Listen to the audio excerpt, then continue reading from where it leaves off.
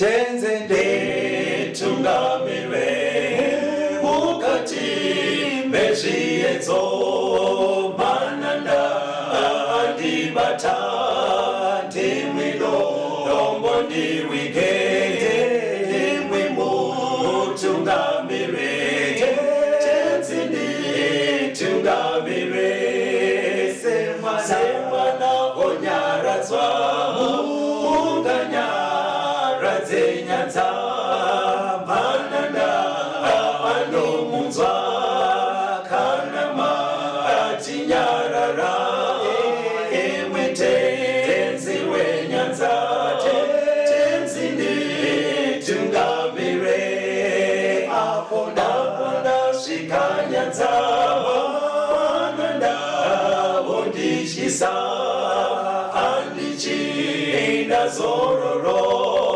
ndotsamira kune mwenga andinzwe imwi moti ndinokutumamira.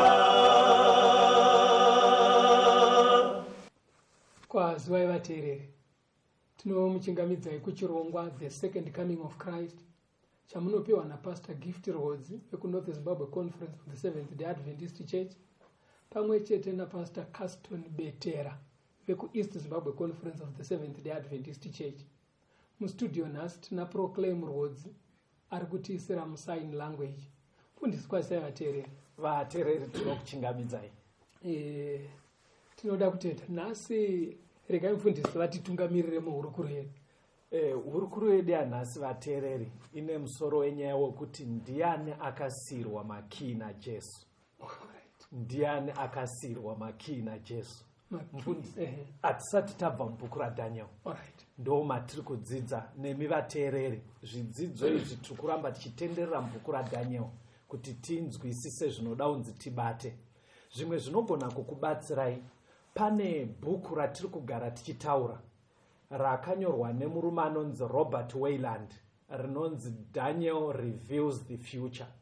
Bhuku iri rinogona kukubatsirai kutsanangudza dzimwe dzenyaya dzatiri kudzidzisa dzatiri kutungamira munhaurirano dzatinoita muno mustudio. Tsvagai bhuku irori munogona kutibata rakanzi Daniel Reveals the Future rakanyorwa naRobert Wayland. Mufundisi, chidzidzo chedu chanhasi ndiani akasiirwa Makey naJesu. Chidzidzo chiri kubva pane mibvunzo iri kubva kuvateereri vedu. But kuti vanhu vanzwise kuti mubvunzo wacho wakauya uchiti kudii, chimbotitungamirirai timbonzwa mubhaibheri muchaona pari kubudira mubvunzo wacho.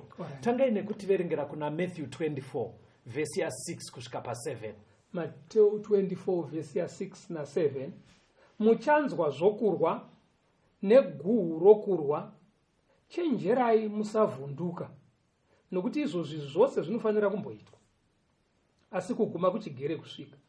Nokuti rudzi ruchamukira rudzi, noushe huchamukira ushe, nenzara dzichavapo, nehosha, nekudengenyeka kwenyika kunzvimbo zhinji. NdiJesu anga ari kutaura zviratidzo zvenguva atinoti signs of the times, zvinoita zvichinongedzera kuti pashoma nepashoma nyika iri kuswedera kumagumo. Saka paanga ari kutaura nevadzidzi vake mufundisi, manzwa here zvinhu zvalistwa? Manzwa zvipi mufundisi? Panze pachaita kumukirana kwevanhu, hondo, right, poita kudengenyeka kwenyika, 2, poita hosha nenzara.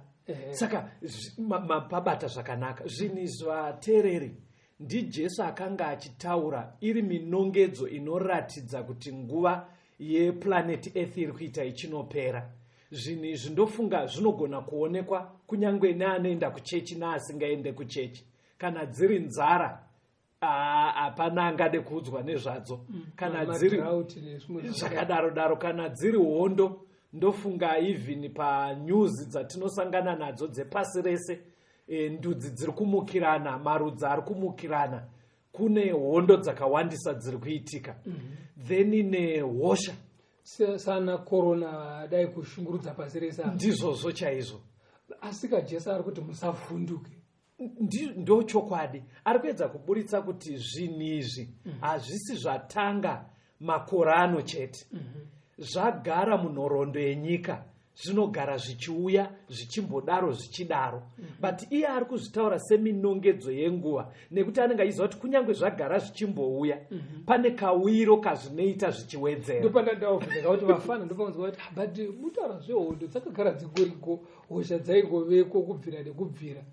Because kunana Europe kwakamboita inzi bubonic plague dzaiveko even iko kuno kuAfrica kune nguva yainzi nguva yefluenza kuratidza kuti zvaiveko zvichidaro iye zvino chiri kutaurika chakanyanya coronavirus. Saka kakuti musavhunduka akakura kuti pakauya fluenza dai vakavhunduka futi kuti Jesu akutoya mangwana zvaibva zvafoira. Saka zviratidzo zvinoramba zvichinyevera nyika kuti kwatiri kuswedera ka but muchiona kuti maitikira azvakuita pasi ndisirei mushona ndoda kushandisa vara rekuti frequency yacho neintensity toti kudii kureva kuti kuwanda kwekuitika kwazvo nekukura kwazvo. Exactly. Like iro dambudziko riripo pandemic muchaona kuti hosha dzaimbovako but hadzina kumbouya nemutoo wekuti pasi rose rinogona kunzi rapa stand still. Kureva vara riya riri kunzi lockdown kureva kuti zvese zvambomira iye kuratidza kuti intensity yacho yanyanya. Saka Jesu ndo zvaari kuedza kutaura ipapa but anoenderera mberi Jesu. Verengai pavhesi 14 na 15 yaMatthew 24. Mateo 24 vhesi ya 14 nevhesi ya 15. Yes. Evhangeri iyi youshe ichaparidzirwa munyika dzose chive chapupu kumaridzi ose, ipapo kuguma kuchasvika. Naizvozvo kana muchiona nyangadzi yokuparadza yakarebwa nomuprofita Dhanieri imire panzvimbo tsvene, unorava ngaacherechedze. Saka Jesu paakaenderera mberi achipa zvinongedzo izvi akasvika pakuti nzara dzauya, hosha tichiramba tichidziona nekurwa nemadrought nemanatural disasters angave macyclones nezvakadaro. Akazoenderera mberi achiti asi chimwe chinhu chinofana kuitika kuti Jesu abva azoya mufundisi kuparidzwa kweivhangeri pasi rose. In other words, Jesu akatanga nekutaura zvinoonekwa nemunhu wese anoenda kuchechi naasingaende kuchechi. But sezvo apa aiudza vadzidzi vake aive neshungu manje kuti vanoda zvekunamata zviya izvi vachinyatsa kuziva kuti chaicho chinoita chichinonongedzera kuti nguva yapera chii. Ndobva abva ati chimwe chachona vhangeri rinofana kuparidzirwa pasi rose. Asi pevhangeri manje mufundisi chii pastor? Uri kuona kuti izvezvi machechi akawanda ndizvozvo ende vanoparidza zvakasiyana siyana munhu zvaangofunga. Ndizvozvo ndo zvairehwa naJesu izvozvo. Aiwa mufundisi. Saka hamuna kunzwa pandati muverenge vateereri. Mufundisi pandavati vaverenge pana Matthew 24 verse 14 to 15 payati ivhangeri yeushe ichaparidzirwa pasi rose kuguma kusvike. Jesu haana kuda kuti pasare pasinganyatsozikanwa kuti vhangeri yacho yakadii. Saka manzwa abva ati pamunoverenga bhuku raDhanieri nyatsocherechedzai kureva kuti panenge pachitaurwa zveruponeso rwedu kuburikidza naJesu asi pasingasiyiwe dzidziso iri mubhuku raDhanieri. Mapanzwa manje kuti dzidziso dzakawanda mufundisi hatisi kuramba but Jesu aitoziva kuti vhangeri yemazuva ekupedzisira ikanoshaya dzidziso iri mubhuku raDhanieri inenge haina kukwana yasirira. Saka muri kunzwa pari kukumbirwa imimi wateereri kunzi pamune muchiita zvevhangeri potai muchiramba muchidzoka kuna naDhanieri kuya mocherechedza zvanzi naMwari cherechedzai. Izvozvo zvinobva zvaita kuti musarasike mugone kuprepare for the second coming of Christ. Saka handei kubhuku racho raDhanieri mubvunzo. Saka manzwa tataura kuti tichiri mubhuku raDhanieri hatigone kutaura vhangeri remazuva ekupedzisira tichisiya bhuku raDhanieri. Bhuku raDhanieri mufundisi rinotaura zvinhu zvakawanda but chimwe chezvetenge tichitaura mazuva aperaya ingari yekuteedzana kweumambo uchiteedzana tichiswedera pakuzoya kweumambo hwaJesu Kristu. Saka ndoda kuti muende kuna Daniel chapter 7 pavhesi ya 17 pane mhuka dzaonekwa naDaniel 4 ndo dzandoda kuti muchiverenga vhesi 17 kuti dzairevei. Daniel 7 vhesi ndeya 17. Mhuka idzi huru idzo ina ndiwo madzimambo mana achamuka panyika. Panga paonekwa mhuka dzakasiyana dziri kubva dzanzi madzimambo siyana 4 achamuka panyika. Muchiri kudzidzira ndaona mama udataura pakaonekwa shumba magona ichiteerwa nebere, right, ndizvozvo kuchiuya mbada, ndizvozvo. ndobva pazoita yechi4 yakashayira zita iyaive nenyanga 10. Yeah, nenyanga 10. Very good. Bible riri kubva rati mhuka idzi dzaimirira makingdoms 4 achateedzana panyika. Zviya makingdoms aya aitangira pakingdom ipi? Akanzi averengwe kubva paumambo hweBhabhironi. Ndizvozvo. Saka chiprofita chaDhaniel makingdoms paanoverengwa anotangira paumambo hweBhabhironi. Hongu kumashure uku kwakatomboita ana Egypt nana Assyria, but tinotangira paBhabhironi. Pakajeka ka. Chiverengai verse 23 kusvika pa25 yaDaniel 7 pastor. Daniel 7 verse ya 23. Yes. Akati mhuka yechina huchava ushe hwechina panyika. Huchasiyana nomwe ushe hwose. Huchapedza nyika yose nokuupwanya nokuuputsanya. Kana dziri nyanga dzine 10, paushe uhwu pachamuka madzimambo ane 10. Asi mumwezvo uchamuka shure kwavo. Iye uchasiyana navamwe wokutanga. Uchakunda madzimambo 3. Uchataura mashoko okumhura okumusoro-soro. Uchaparadza vatsvene. Uye uchatsvaka mano okushandura nguva nemirayiro. Ivo vachaiswa mumaoko ake kusvikira nguva imwe, nedzimwe nguva, nehafu yenguva.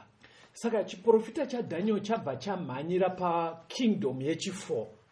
Zvikanzi zvichaitika pakingdom yechi4, Bible richitsanangura vateereri. Kingdom yechi4 iridzokorotochi ndo umambo hweRoma. Umambo hweRoma.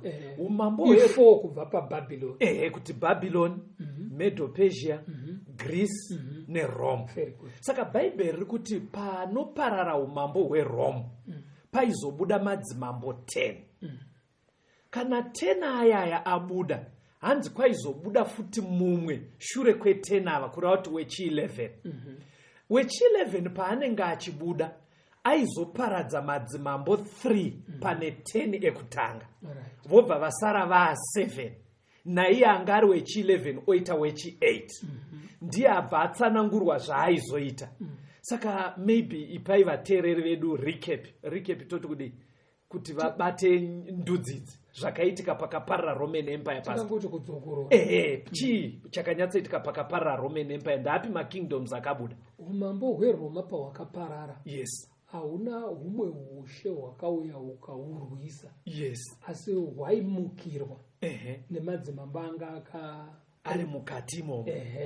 Saka zvaiti unoamuka orwisa kuti handichadi kutongwa neRoma, taakuzvitonga, kutozvitonga. Ndo pakabuda madzimambo 10 aimirira nyanga 10 dziya. Right. Ndichataura madzimambo 10 kana kuti makingdoms 10 akabuda muRoman Empire. Mufundisi vachatipa mazita awo aanodedzwa nawo iye zvino. Ini ndichataura mazita ekuhistory ekare. Pakaparara Roman Empire pakabuda vainzi maAlemanai. MaAlemanai ndiyo Germany iriko nhasi. Right. Pakabuda vainzi maAnglo-Saxons. MaAnglo-Saxon ndiyo England. Ndobva pabuda ainzi maBurgundians. MaBurgundians ndo Switzerland. Pakabuda vainzi maFranks. MaFranks France nhasi. France. Ndobva pabuda vainzi maHeruls. MaHeruls hakusisina. Right. Vechi6 vakabuda vainzi maLombards. MaLombards ndo Italy iriko. Vechi7 vakabuda vainzi maOstrogoths. MaOstrogoths hakusisina nhasi. Hakusisina. Vechi8 vakabuda vainzi maSuev. MaSuev ndiyo Portugal. Vechi9 vakabuda vainzi maVisigoths. MaVisigoths ndo Spain. Then vekupedzisira vechi10 vainzi maVandals. MaVandals hakusisina. Kureva kuti pakasara paine chi maEnglish. MaBurgundians matichi Switzerland. Ndobva maGerman. France. Portugal. Ndobva paita chi Italy neSpain. Saka wechi8 aivepo sekudzidzisa kwatakamboita muzvidzidzo zvakapfuura. Yaive the Christian Church. Ndo yakabuda iri yechi8 pandudzi idzodzo idzo. Saka matsanangurwa anoita the Christian Church taakuna Daniel 8 mufundisi. Ndoda kuti muchiverenga Daniel 8 verse 11 na 12. Daniel 8 verse 11 na 12. Verse 11. Yes. Rukazvikudza kusvikira kumuchinda wehondo. Rukamutorera chipiriso chinopiswa nguva dzose.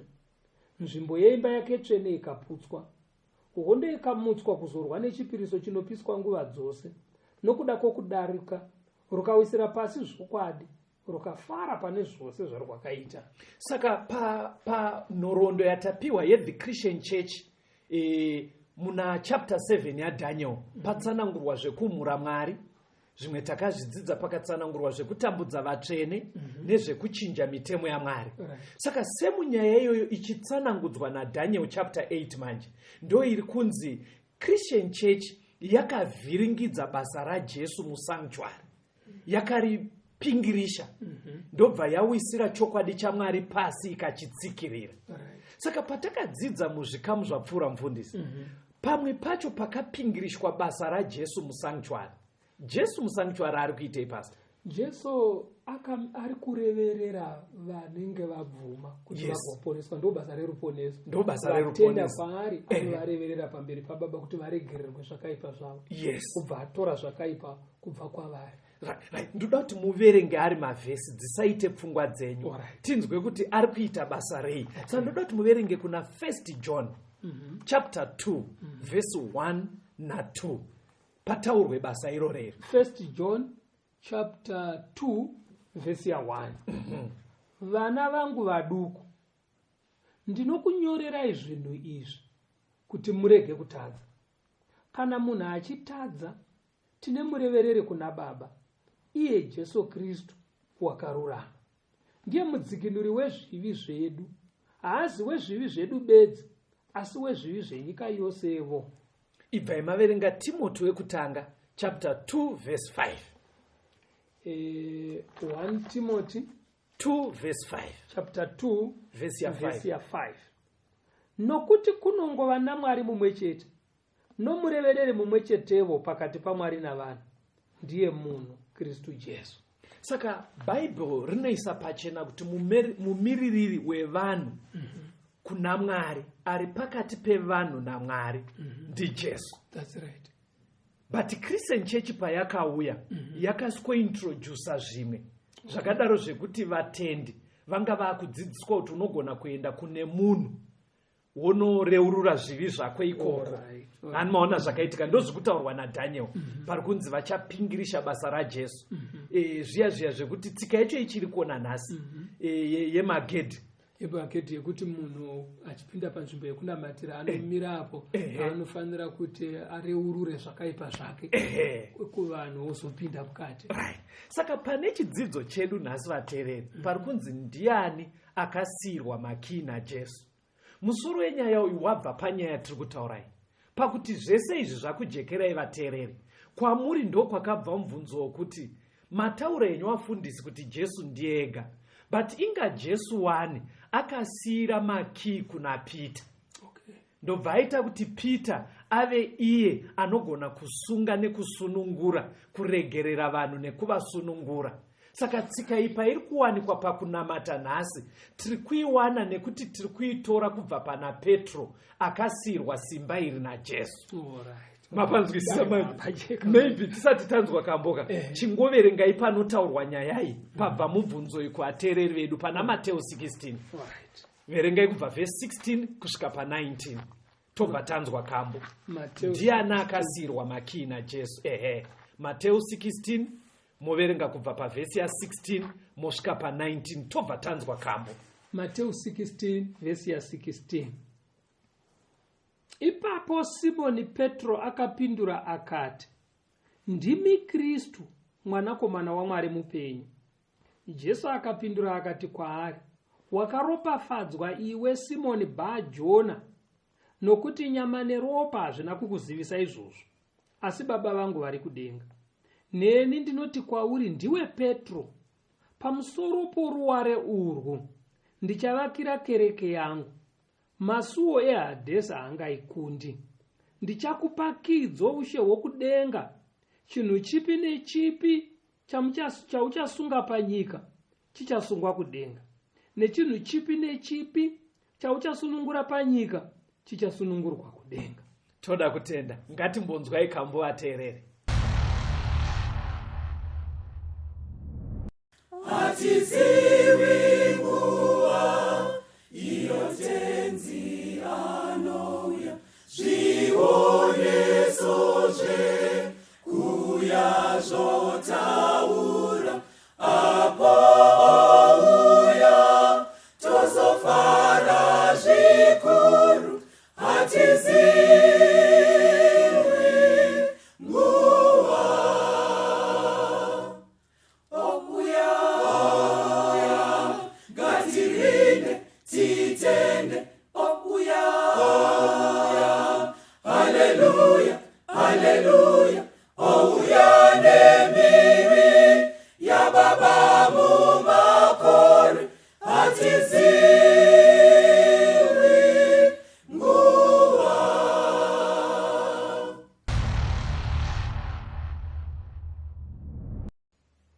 Tinomuchingamidzai vateereri, tiri kuenderera mberi nehurukuro yedu.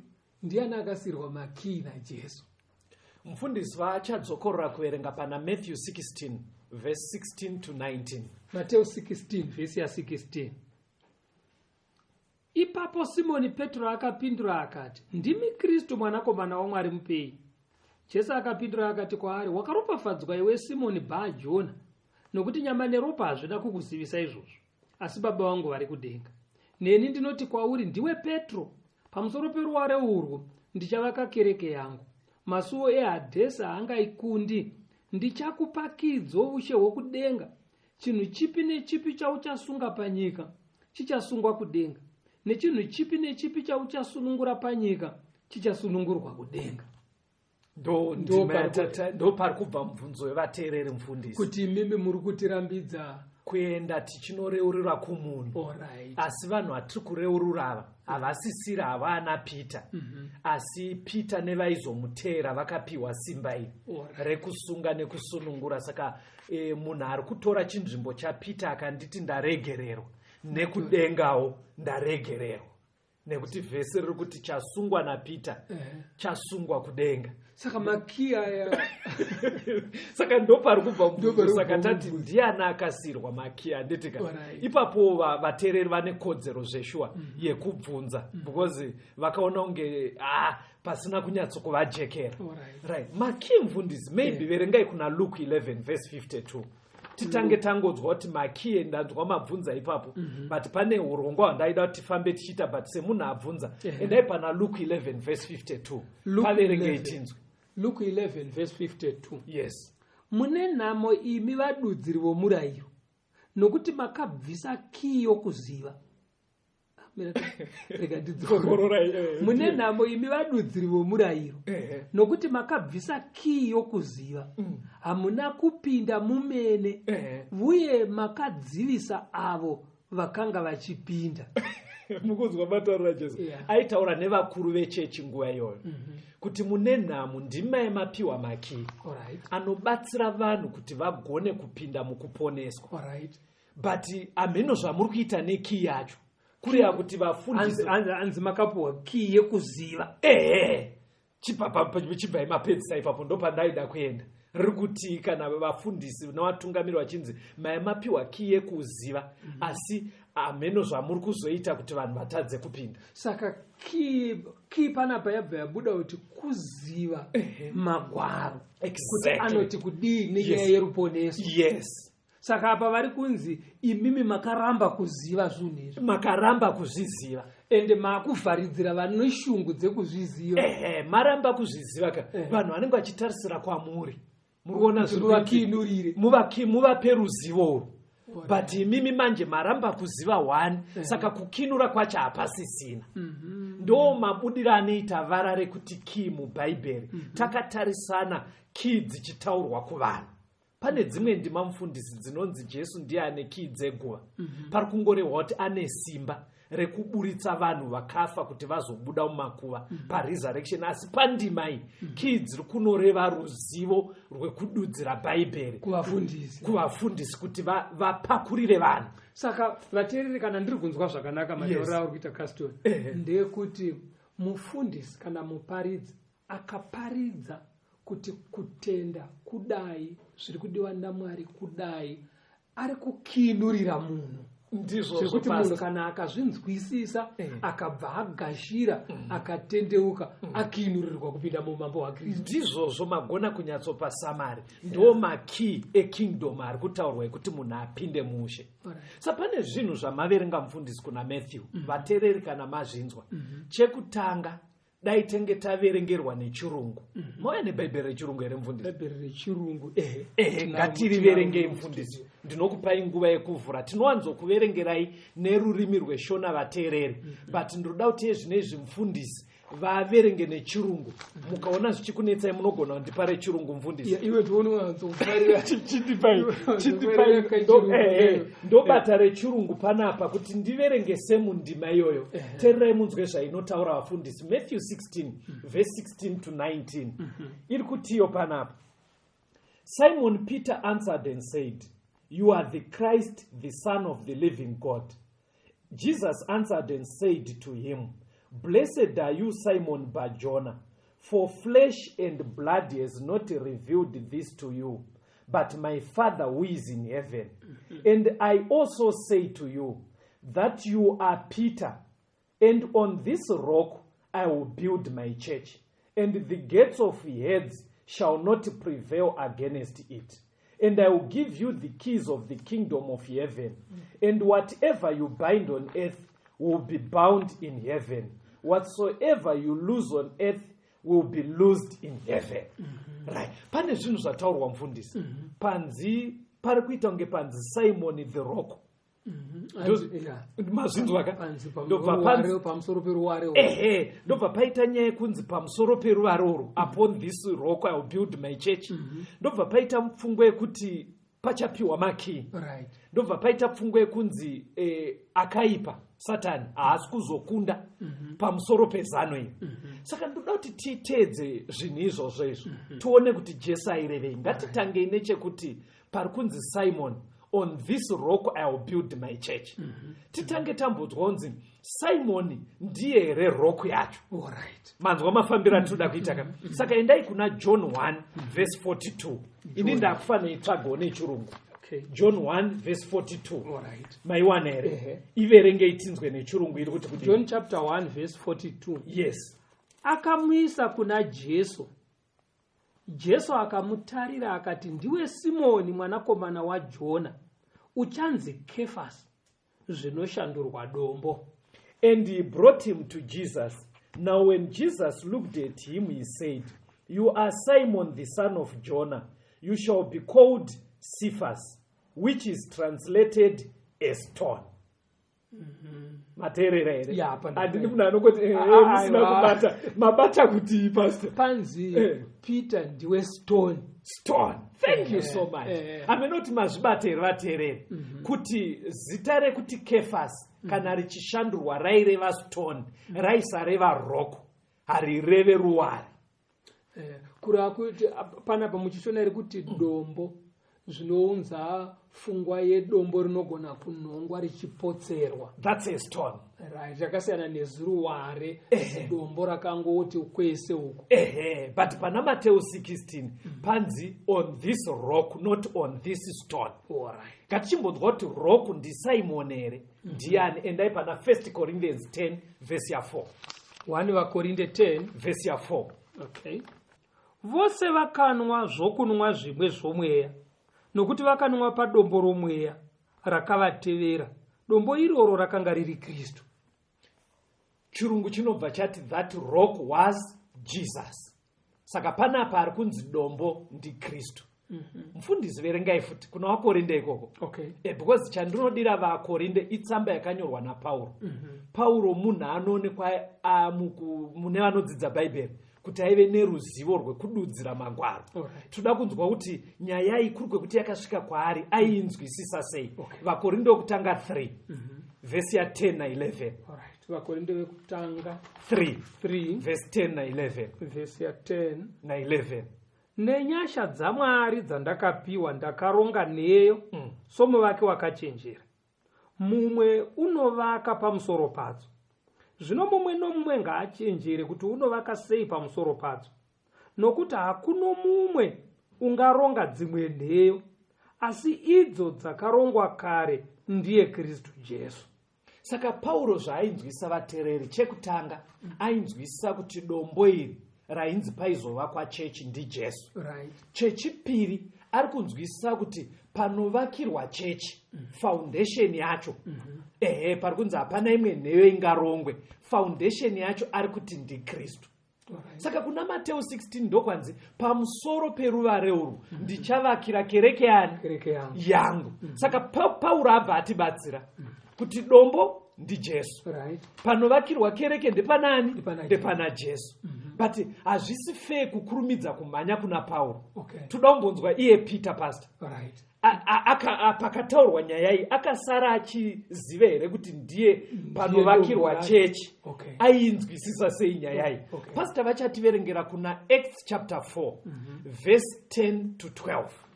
Matthew chapter 4 verse 10 to 12. Verse ya 10.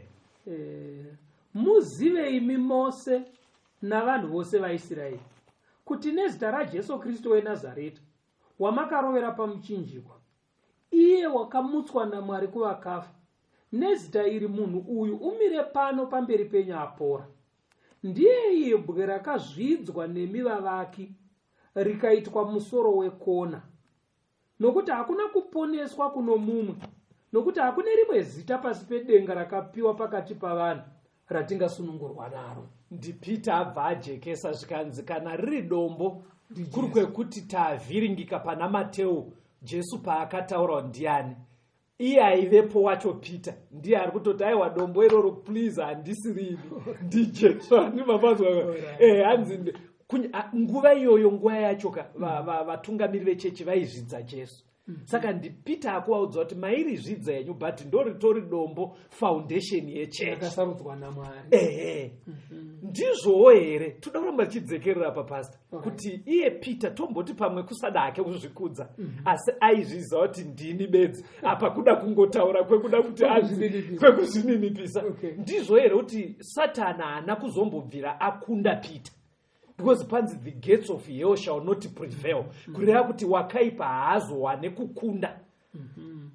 Ndizvo here kuti pana Peter hapana kuzoita kukundikana. Dzokerai kuna Matthew 16 iyoyo. Pakangoitika nyaya imwe chete, verengai verse 21 kusvika 23. Matthew 16 verse 21 kusvika pa 23. Matthew 16 verse 21. Kubva panguva iyo Jesu akatanga kuratidza vadzidzi vake kuti unofanira kuenda Jerusarema kundotambudzwa zvizhinji navakuru navaprista vakuru navanyori, nokuvurawa nokumutswa nezuva retatu. Petro akaenda naye vari voga, akatanga kumurayira akati, Mwari ngaakunzwirei ngoni Ishe, hamungaitirwi izvozvo. Asi wakatendeuka akati kuna Petro, ibva shure kwangu Satani, uri chigumbuso kwandiri, nokuti haurangariri zvinhu zvaMwari asi zvinhu zvavanhu. Ari kunzi kubva pano Satani vateereri. Pangoitika nyaya iyi Jesu achibva mukutaura kuti pamusoro peruwaro ndichavaka kereke, hanzi Jesu akabva atanga kuudza vadzidzi kuti mwanakomana womunhu achanourayiwa, achizvireva iye kuti mwanakomana womunhu achanotambudzwa, achaurayiwa. Hanzi Petro manje akabva atora Jesu parutivi, kubva naye pano vamwe vadzidzi kwakuenda naye pasaidi, kwakuti inda munotaura sei kudaro, hazvifaniri kuitika kwamuri inda, kwakutsiura Jesu kuti muri kutaura sei zvekuti munonofa. Ekonei kutaura muchidaro, anga nemamanzwa anga avhiringika kusanzwisisa zano reruponesi, anga asingatorizive kuti Jesu akauya kuzofira vanhu, anga atovhiringika. Hanzi Jesu akabva acheuka, sezvatakaita tiri mustudio ndotokunongedzerai, ndobva ati hanzi Satani ibva shure kwangu, akanongedzerani Peter. Aisareva kuti Peter Satani, but aireva kuti pfungwa dzaitaurwa naSimon ndedzasatani, dzekuti ndisanofe pamuchinjiko. Zvinorevei zvateereri? Zviri kutoratidza kuti musi iwoyo pasina kutombopera maminutes Satani anga atogona kukunda Simon. Saka paya pari kunzi Hadesi kuri Satani haangakundi kereke yangu, kureva kuti airehwa hasi Simon nekuti apa atokundwa. Muri kuona, saka Jesu ari kubva atoti zvauri kutaura izvi ndiSatani chaiye, pfungwa dzaSatani dzauri kutaura. Saka haangave Simoni vateereri ari kunzi ndichavaka chechi yangu paari, nekuti Simon uyu akatotanga kukundikana. Tauda kuenda pechitumufundisi pari kuti zvese zvauchasunga kudenga zvasungwa, zvauchasunungura kudenga zvasunungurwa. What you bind and what you loosen. Jesu airevei? Verengerai vateereri vedu Matthew 18 verse 17 kusvikira pa verse ya 19. Matthew 18 verse 17 kusvika pa 19. 17 to 19. Yes.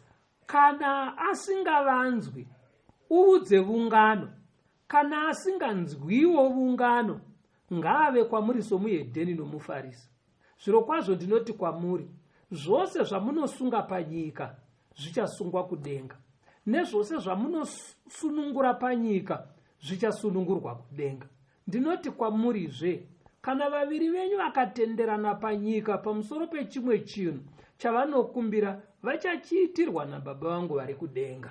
Ndo pari kubva mubvunzo uri kubva kwamuri vateereri kuti ko kana mukuru wechechi pastor mufundisi obva ati ndatoregererwa matadzo angu kudenga inga zviri kubva zvaita unge zvatorejestwa saizvozvo manzwa kuti kudii pandima yamaverenga iyi pana apa ndo pari kutobva mubvunzo kuti inga Jesu ari kuti zvamasunga nekudenga zvasunungurwa but ndima iyi kwandiri yajekesa maibata sei pastor? ini ndanzwa sokuti Jesu ari kuti haasi kuti endai kuna Peter. Ari kuti kana pakaita munhu atadza muri kwenyu mega mutsiure, right? kana aramba daidza mumwe moita vaviri momutsiura muri pamwe chete, right? kana aramba mutore muende naye kukereke otsiurwa nekereke yese kuti zvawaita apa hazvisirizvo. Kana aramba kuteerera kukereke then sekereke yese chimutora ise muedheni.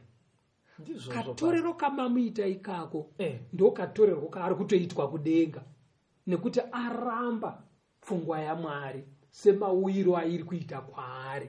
But tsimbidzirai kuti pari kuitwa nechechi kuedza kumubatsira vari kuteedzera shoko raMwari. Very good. Now ndo chimwe chinhu chinoda kuti chijeke vateereri. Hatizongoti inini naCaston munomu tosunga zvatafurirana tototi zvatosungwa kudenga. Handizvo. Tinofanira kusunga zvichienderana nekudzidzisa kwebhaibheri tiri mupfungwa yaMwari mukuda kwaMwari tikasunga tiri mukuda kwaMwari kudenga vasungawo. But pandiri kuda hangu majekesa apa mateereri mapanzwa kapari kunzi endai naye kuungano panzi zvamasunga muri vairi vatatu mapanzwa ka kuti haizi nyaya iri kupiwa munhu wani pekutanga yanzi ungano pechipiri kanzi vairi vatatu pavanoungana kuratidza kuti ipfungwa yemuchechi haisi kupiwa munhu wani kuna Peter ega. But akambosara ari mumiriri waJesu panyika Ndiani pastor? Jesu akuenda kudenga. Because panogonaita mubvunzo wekuti muri kungodaro henyu but ndofunga Jesu akuzoenda kudenga pane parutivi paakazotora Peter akamuti ndiwe mukuru waakutora nzvimbo yangu. Endai kuna John chapter 16 verse 7 neverse 12 to 14. Alright. Toda kuti tinzwe kambo. John 16 yes verse ndeya 7 verse ndeya 7 iverenge John 16 verse 7 asi ini ndinokuudzai zvokwadi kana ndichiti zviri nani kwamuri kuti ndiende, nokuti kana ndisingaendi munyaradzi haangauyi kwamuri, asi kana ndikaenda ndichamutumira kwamuri. verse 12 kusvika pa14 verse ya 12 ya John 16 ndine zvizhinji zvandinoda kukuudzai asi hamugone kuzvigamuchira zvino, asi kana asvika iye mweya wazvokwadi uchakutungamirirai muzvokwadi yose, nokuti haangatauri zvake asi zvaakanzwa ndizvo zvaachataura, uye uchakuparidzirai zvinouya. Uchandikudza nokuti uchatora pane zvangu akakuparidzirai izvo. Bhaibheri riri kuisa pachena kuti akasara achitora chinzvimbo chaJesu mweya mutsvene. Right. Ndo zviri kubuda apa mufundisi. Tombonzwa kamboka. It's okay. Ngatimbonzwa kambo vateereri.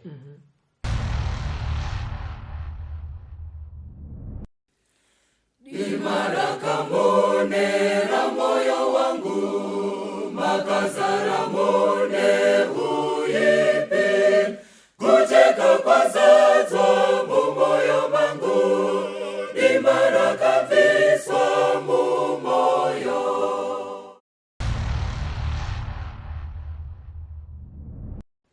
Tinomuchingamidza vateereri tichienderera mberi neurukuru yedu. Ndiani akasiirwa Makey. Muchikamu chapfuura taona kuti chechi inovakwa paruvare runova Kristu Jesu. Ndobva taona kuti key dzekupinda muushe hwaMwari ruzivo rwezvinodiwa neshoko raMwari kuti munhu akwanise kuponeswa. Ndobva taona kuti kusunga kana kusunungura zvinhu zvakasiyirwa chechi naJesu.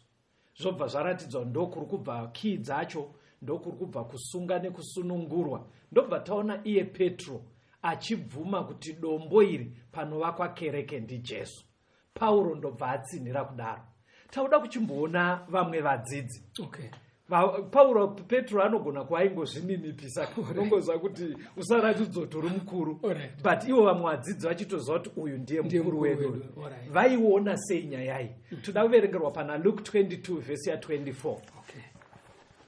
Luke chapter 22 verse 24. Zvino nharo dzakamuka pakati pavo kuti ndiani kwavari uchanzi mukuru. Chandatorera vhesi rekuna Luke pastor ndereta kutoenda kumapeto. Jesu angatoita chirayiro chake nevadzidzi kutoradza ndo mafinal moments nevadzidzi zvekuti kana paine nyaya yambotaurika makore ese 3 kumashure ingadai yakagadzirika, but vatopedza chirayiro hanzi vaitonetsana kuti ambori mukuru pakati pavo ndiani. Kureva kuti mupfungwa dzevadzidzi anga asiri Peter. Zviri kubuda zvaive clear vangadai vasina kumbonetsana nepfungwa. Chandatorera kwekupedzisira kwaLuke kuti mutozviona kuti Jesu akadzimara kuzoenda pasina Peter paazotorwa pasaidhi achinzi uri mukuru. Ndo mapabata kapa ngatichionai Jesu aenda kuti in case pamwe pane zvine zvakazoitika Jesu amuka osiya apa ukuru kuna Peter. Toda kuona kuti vadzidzi vaimuona ari mukuru here. Endai pana Mabasa 8 verse 14. Mabasa 8 verse 14. Acts 8 verse 14. Mabasa 8 verse 14. Verse 14. Yes. Zvino vaapostora vaiva paJerusarema vakati vanzwa kuti vaSamaria vakanga vagamuchira shoko raMwari, vakatuma Petro naJohani kwavari. Petro aitotumwa nekereke. Ndopfungwa yanduda kuti kuSamaria pakwakaita vatendeuka vaida kunyatsoona kuti zvakamira sei. Chechi yakatowirirana ikati John na Peter endai ikoko. Kuratidza kuti aitotumwa. Anga asiriye mukuru. Ndoda kuti tione futi kuti aite here zvaaita kana zvaataura zvaafinal iye Peter. Endai pana Acts 11 verse 1 to 3. Mabasa 11 verse 1 to 3. Verse 1 kuenda pa 3. Yes. Zvino vaapostora nehama vaiva paJudhea vakanzwa kuti vahedheni vakagamuchirawo shoko raMwari. Zvino Petro akati akwira Jerusarema, vatendi vokudzingisa vakaita nharo naye vachiti, wakapinda iwe kuvarume vasina kudzingiswa ukadya navo. Maona here kuti varume ava inetsa Petro mukuzodzidza kwebhaibheri vanga vakabatirira pasiripo. Vanhu muri kuona here kuti vaigona kutono challenge Petro. Ndopfungwa yandu maiona vateereri kuti varume ava vakatenda una Petro zvikanzi ko iwe uri kuzvifambisa sei. Zvekuti dai aive mukuru akadareka pangadai paisaita kauno kekutochallenge zviri pachena kudaro. Ani mapaona. Saka pana Acts 15 pastor pakazoita musangano mukuru, vadzidzi vebhaibheri vanoti Jerusalem Council wakaitwa ipapo wokugadzirisa zvavaida kuona kuti kereke yofamba sei. Toda kuti tione kuti paJerusalem Council iyoyo akaratidza kuti aipresida ari mukuru ndiani, anga achitungamira nguva iyoyo dare iroro ndiani. Endai kuna Acts 15 pane mavhesi andoda kungononga mashoma. Ndoda kuti muverenge verse 4. Mabasa 15 verse 4 mozoenda pa verse 6 na 7 ne verse 6. Zvino vakati vasvika Jerusalema vakagamuchirwa nekereke navaapostora navakuru vakarondedzera zvose zvakaitwa naMwari navo. Verse 6 na 7. Ipapo vaapostora navakuru vakaungana kuti varangane pamusoro peshoko iri. Zvino nharo huru dzakati dzavapo, Petro akasimuka akati kwavari, varume hama, munoziva kuti kubva pamazuva akare Mwari wakandisanangura pakati penyu kuti vahedheni vanzwe shoko reevhangeri nomuromo wangu vatende. NdiPetro anga asimuka. But chaitika Paul naBarnabas vanga vabva anonzi missionary journey kwavanga vaenda vachinoparidza. Saka kwaita dambudziko rekuti vatendi vonyatsokubata pane zvipi. Saka vaiuya vaine report kuchechi. Saka paida kunyatsodiscuss kuti tozvifambisa sei. Ndobva vapa hurukuro yavo. Petro ndobva ambotsananguro zvikanzi zvakamboitikawo kwandirizvi pandakaenda paya. Chiendai pavhesi ya 12 na 14 yaMabasa 15. Mabasa 15 verse 12 kuenda pa 14. Yes. Ipapo vanhu vazhinji vose vakaramba vanyerere, vakateerera vana Bhanabhasi naPauro vachirondedzera zviratidzo nezvishamiso zvakaitwa naMwari navo pakati pavaHedheni. Zvino vakati vanyarara, Jakobho akapindura akati, varume hama, nditeererei. Tibvemaenda verse 19. Verse 19. Naizvozvo ini ndinoti, ngatirege kugumbusa ava pakati pavaHedheni vakatendeukira kuna Mwari. Zviri kuitika pavateereri, munhu wese apa pfungwa dzake. Petro ataurawo, Bhanabhasi naPauro vataura. Pane murume ari kunzi James Jacob. Ndiye akazosimuka, ndiye anga ari mukuru. Ndo zviri kubuda mubhaibheri. Ndosaka kuti nditeerere. Nditeerere. Chinzwai pfungwa dzese ndadii. Endaive neutungamiri hwakanaka maumona. Kuti aitanga anzwa pfungwa dzese dzevanhu. Iye sachairman semukuru ozodii. Aisaita zvekungoti zvaafunga ari kumba.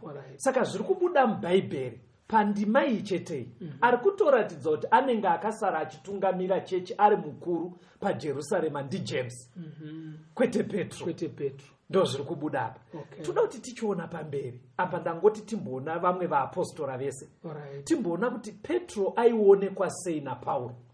Mumaziso aPauro, Petro anga ariye mukuru here, kuedza kuti tinyatsotsvaga kuti zvibude pachena. Endai kuna vaGaratia pastor chapter 2 muverenge verse 9.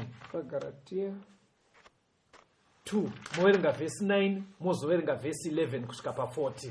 Galatia 2 verse ya 9. Vakati vavona nyasha dzandakanga ndapiwa, Jakobho naKefasi naJohani, avo vainzi mbiru, vakatibata isu tose naBhanabhasi namavoko orudyi okuyanana, kuti isu tiende kuvaHedheni, ivo kuna vakadzingiswa. Verse 11 mobva masvika pa14. Verse ya 11 yavaGalatia 2. Zvino Kefasi akati asvika Andiokia, ndakamudzivisa pachena, nokuti wakanga ane mhosva. Nokuti vamwe vakanga vabva kuna Jakobho vasati vasvika, iye waidya navaHedheni. Asi vakati vasvika, akadzoka akazviravura, achitya vakadzingiswa. Navamwe vaJudha vakaita manomanovo pamwe chete naye, zvikaitwa kuti naiye Bhanabhasiwo akatsautswa namanomano avo. Asi ndakati ndichiona kuti havafambi zvakarurama nezvokwadi yeevhangeri, ndakati kuna Kefasi pamberi pavose, kana iwe uri muJudha uchifamba savaHedheni, usingaiti savaJudha, unoroverera seiko vaHedheni kuti vafambe savaJudha? Po pekutanga ari kuti paakatendeuka akaendeswa akanodzidza nevakuru vaiita sevakuru vechechi. Vanhu ivavo ati paive naPetro naJohani naJakobho. Hanzi vanhu ndo vairatidza kuti vatungamiri. Saka vateereri, patiri kutaura nyaya yaPetro, musabva manyanya kumudzikisawo kunge pasina zvaari. Because Pauro ari kutobvuma kuti Petro aive pakati pevatungamiri. Pajeka here mufundisi papapa.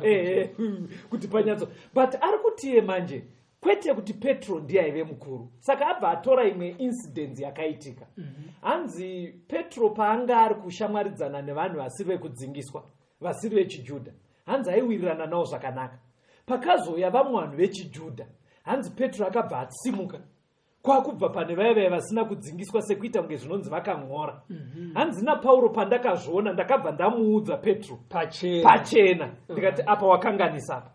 Zvauri kuita izvi hazvidiwe, waita madouble standard. Saka ndiri kuti muri kuona here kuti mumaziso aPauro Peter aitova munhu mukuru, but aive munhu mukuru aitokanganisa ende aitotsiurwa. Ameno ndikapatsanangure zemvudi pari kujeka. Zvinobisa pfungwa yekuti pamuvhunzo wamuri kuti wakabva kuvateereri. Yes. Kokuti Makey akasiiwa kuna Peter. Yes. Ari ndiye mutungamiri wechechi. Yes. Ende zvaanenge asunga zvatosungwa. Apa poratidza kuti akanga ende panzi masuwo eHadhesi ari kunde. But apa pari kuburitswa pachena kukundikana kwaive muna Petro. Yes. Asi zviri kusiya Jesu ari iye ruware panovakwa kereke asingakundwi naSatani, nekuti ndiyega akararama asina kumbotadza. Toda kutenda. Saka pachiprofita chatiri kudzidza kuna Daniel mufundisi, pachiri kuramba chichitendera kuti mazuva emadzimambo atiri kurarama paara, chobva chaita kunge chiprofita chiri kunyanya kuteedza the Christian church. Pobva paita ipo pari kubuda nyaya yekuzvidza sanctuary nebasa raJesu ari iye mumiririri wevanhu kuna Mwari, pasina mumwe anokwana. Saka pari kuuya mubvunzo kuvateereri achiti zvaako kuti munhu tinogona kureurura kwaari nekuti zviri kubva kuna Peter. Saka patateedza pfungwa iyi tiri kuona kuti bhaibheri haridaro. Saka sei pfungwa iyi yakawanda muvateereri vedu nevamwe vari panyaya dzekunamata? Mukachizoenda kuhistory mufundisi, history inoisa pachena kuti munhoroondo yeChristian church mugore ra445 AD kune murume aitungamira the Christian church nguva iyoyo, kereke, ainzi Leo the First. Saka Leo the First pakubvunzwa nevatendi kuti tsika yakuwanikwa mukereke yekuti vatendi vanouya vopfugama pamberi pemunhu angave pastor kana muprofita kana mubishopi mufundisi, iri kubva kupi? Ndiye akabva aita kuti zvinyorwe munhoroondo, akati iye aiwa zvatinoita izvi tinozviita nekuti chinzvimbo chatigere takachisiirwa naPetro. Petro apiwa masimba aya naJesu. Muri kuona kuri kuramba kuchitenderera Daniel, pari kuramba achiti Christian church yakamhura basa raJesu. Saka iri kunobuda muhistory zveshuwa vasingarambe kuti tinoita zvinhu izvi, but vari kupomera kuti Petro ndiye akatisiyira zvatiri kuita. Vanonge vachiti isusu tiri kutosuccida pana Peter, kureva kuti tatora nzvimbo yaPeter, tatambidzwa chimuti naPetro, tiri masuccessors aPetro. Saka zvaitwa naPetro ndo zvatinoita, nekuti Petro akapiwa masimba aya naJesu. Saka pakudzidza kwatiri kuita vateereri zvichibva mubhaibheri, zviri kunobuda kuti Petro haana kumbopiwa masimba akadaro. Makey ekusunungurira vanhu kuenda kudenga ari kuvaparidzi vese, vachitsanangura vachijekesa sezvinoreha shoko raMwari. Maybe patingade kupedzisira tiri mufundisi ndepekuti ndizvowo here kuti ndofunga zveshuwa Petro pamwe munhoroondo yake akazopedzisira kwanga kwane headquarters yechechi, zvakazoita kuti avana Leo the First vati tiri masuccessors ani aPetro. Chechi yakamuvha sei pastor headquarters? Because patapedzera kuerenga Jacob ariye mukuru kuna Acts 15 ikuratidza kuti headquarters yenge iri kuJerusalem. Nekufamba kwenguva sezvo hurumende yaitonga yaive yeRoma endana Kesari. Yes, headquarters yechechi yakazomuvha ikaenda kuEurope, kuRome. Right. Ndoko yakapedzisira yave. Uko vaitonga ndana Kesari. Batida kuona kuti kuzosvika kwechechi kuRome zvingangodare here ari Petro akanosvitsa ikoko kana kuti vamwewo tisingapomedzere Petro. Saka toda kuti titange taona munhu akambonyorera tsamba vanhu vaive kuRome, ndi Pauro. Pana Romans 15 verse 20. Paroma 15 verse ya 20. Ndichishingairira chinhu ichi kuti ndiparidze evhangeri apo pasina kumborebwa zita raKristu, kuti ndirege kuva pamusoro penheyo dzemumwe munhu. Pauro ari kuti kuRome ikoko ndine shungu dzekuyako. Ende chiri kunyanya kundipa shungu ndechekuti ikoko hakuna mumwe munhu atamboswisa nyaya yevhangeri kwamuri. Saka ndiri kunyanyonzwa shungu because ndinonyanyoda kunosvitsa vhangeri kwarisina kumbosvika. Saka ari kuteedza kureva kuti vhangeri kuRome ranga risati radii. Vanozokwanisa vateereri mukaverenga Romans 16 yese, Pauro paanokwazisa mazita evanhu vaive kuRome, raPeter hariwanikwe.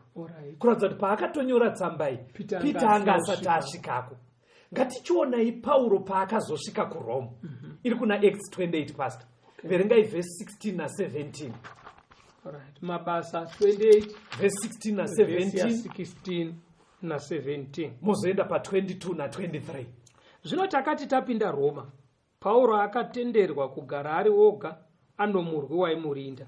Mazuva matatu akati apfuura, akakokera avo vakanga vari vakuru vavaJudha, vakati vaungana akati kwavari, varume hama, ini kunyangwe ndisina kuita chinhu, chakatadzira vanhu kana tsika dzamadzibaba edu. Ndakabva Jerusarema ndakasungwa, ndaiswa pamavoko avaRoma. Verse 22 na 23. Verse 22.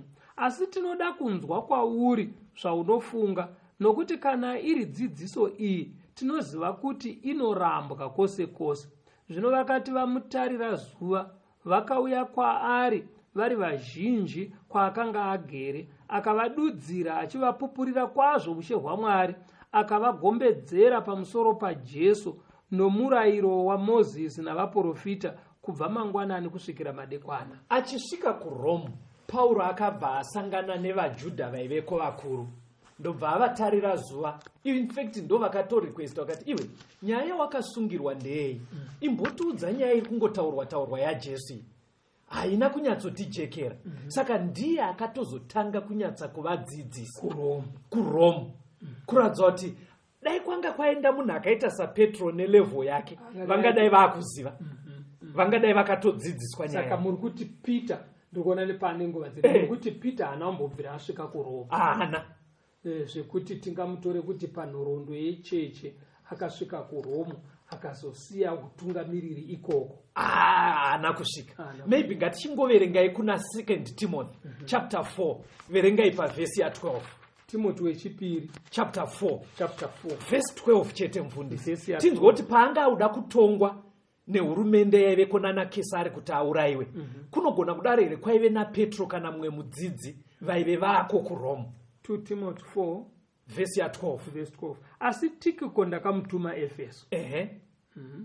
Verse 11. Ruka oga uneni. Right. Panga kutongwa kekupedzisira mufundisi, munhu mukuru ari kuratidza kuti anga aina Pauro kuRome ndi Luke ega. Zvoisa pachena kuti hatigone kupomera Petro kuti akasvika ikoko. Toda kutendai vateereri, pachidzidzo Ndiani, Akasiirwa, Makey naJesu, taona kuti zita raPetro harigone kumira ipapo. Makey kudzidziswa kweshoko kwakasiyirwa kereke, kereke ichivakwa pana Jesu. Toda kutenda nekuteerera kwamaita mufundisi. Onekai vateereri vedu. Tinotenda vateereri nekuva nesu muchirongwa. Mwari akukomborere kana pangaramba pachita mibvunzo tifonerei, kana kutumira mameseji pama WhatsApp, pama SMS, kana kutifonera, kana kuti munoenda kwahama kushamwari vamunozivana navo, kana kuvafonera, kana kutumira maSMS kwavari vanopinda sangano rama Seventh Day Adventist. Vanokubatsirai, vanokutungamirirai kwekuenda. Namba dzedu pamunotibata 0775 460 175, 0775 460 175, kana kuti 0716 452 086, 0716 452 086. Marave nemi akuchengete tikosangana muchikamu chinoteera. Tenzende tungamire mukati mezviedzo mananda andibata ndimwino dombo ndiwike ndimwimo tungamire tenzindi tungamire semana onyaradzwa unganyaradzwe nyanza mananda anomunzwa kana matinyarara emwete tenzi wenyanza tenzindi tungamire apo ndasvika nyanza mananda vondishisa andichienda zororo ndotsamira ku